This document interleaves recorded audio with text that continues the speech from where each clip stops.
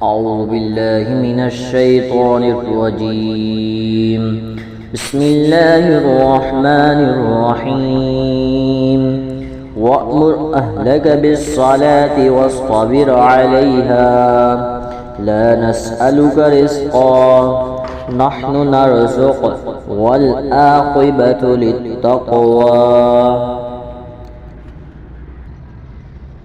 اور اپنے گھر والوں کو نماز کا حکم دے اور خود اس پر ثابت رہ. کچھ ہم تجھ سے روزی نہیں مانگتے، ہم تجھے روزی دیں گے اور انجام کا بھلا پرہیزگاری کے لیے. ترجمہ کنز العرفان. اور اپنے گھر والوں کو نماز کا حکم دو اور خود بھی نماز پر ڈٹے رہو. ہم تجھ سے کوئی رزق نہیں مانگتے بلکہ ہم تجھے روزی دیں گے اور اچھا انجام پرہیزگاری کے لیے ہے. وَأْمُرْ أَهْلَكَ بِالصَّلَاةِ. اور اپنے گھر والوں کو نماز کا حکم دو. ارشاد فرمایا کہ اے حبیب صلی اللہ تعالی علیہ وآلہ وسلم، جس طرح ہم نے آپ کو نماز ادا کرنے کا حکم دیا، اسی طرح آپ بھی اپنے گھر والوں کو نماز پڑھنے کا حکم دیں اور خود بھی نماز ادا کرنے پر ثابت قدم رہیں. حضرت ابو سعید خدری رضی اللہ تعالی عنہ فرماتے ہیں، جب یہ آیت کریمہ نازل ہوئی تو نبی کریم صلی اللہ تعالی علیہ وآلہ وسلم 8 ماہ تک حضرت علی کرم اللہ تعالی وجہ الکریم کے دروازے پر صبح کی نماز کے وقت تشریف لاتے رہے اور نماز فرماتے اور یہ فرماتے کہ الصلاۃ رحمکم اللہ انما یرید اللہ لیذھب عنکم الرجس اہل البیت ویطہرکم تطہیرا. یاد رہے کہ اس کتاب میں حضور پر نور صلی اللہ تعالی علیہ وآلہ وسلم کی امت بھی داخل ہے اور آپ صلی اللہ تعالی علیہ وآلہ وسلم کے ہر امتی کو بھی یہ حکم ہے کہ وہ اپنے گھر والوں کو نماز ادا کرنے کا حکم دے اور خود بھی نماز ادا کرنے پر ثابت قدم رہے.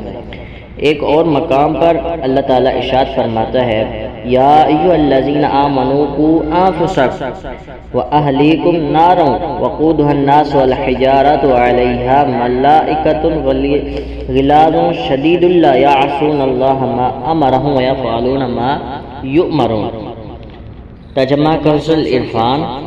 اے ایمان والو، اپنی جانوں اور اپنے گھر والوں کو اس آگ سے بچاؤ جس کا ایندھن آدمی اور پتھر ہے. اس پر سختی کرنے والے طاقتور فرشتے مقرر ہیں جو اللہ تعالیٰ کے حکم کی نافرمانی نہیں کرتے اور وہی کرتے ہیں جو انہیں حکم دیا جاتا ہے. افسوس فی زمانہ نماز کے معاملے میں مسلمانوں کا حال یہ ہے کہ گھر والے نمازیں چھوڑ دیتے، انہیں اس کی پرواہ نہیں. خود کی نمازیں ضائع ہو جائے انہیں اس کی فکر نہیں. کوئی شخص نماز چھوڑنے پر انہیں اخروی حساب اور عذاب سے ڈرائے، انہیں اس کا کوئی احساس نہیں. اللہ تعالیٰ انہیں ہدایت عطا فرمائے اور نہ صرف خود نماز ادا کرنے کی توفیق عطا فرمائے بلکہ اپنے گھر والوں کو بھی نماز پڑھنے کی، نمازی بنانے کی ہمت و توفیق عطا فرمائے. لا نسألک رزقا.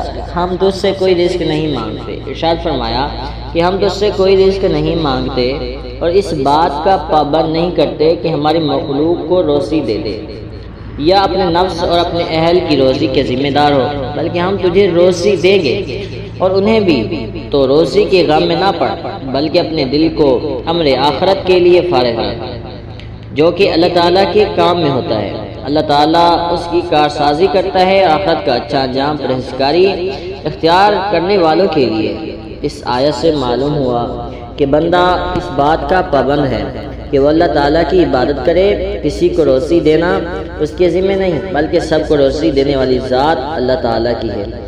اللہ تبارک و تعالیٰ نے ارشاد فرمایا، وما خلقت الجن والانس الا لیعبدون ما اريد منهم من رزق وما اريد ان يطعمون ان اللہ هو الرزاق ذو القوة المتین.